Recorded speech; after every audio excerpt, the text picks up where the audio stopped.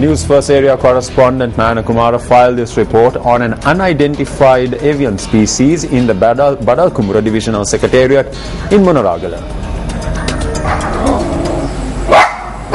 This unidentified bird remains trapped in a 100-foot tall turpentine tree in the Tissapura village in the Yakumbura Niladari division.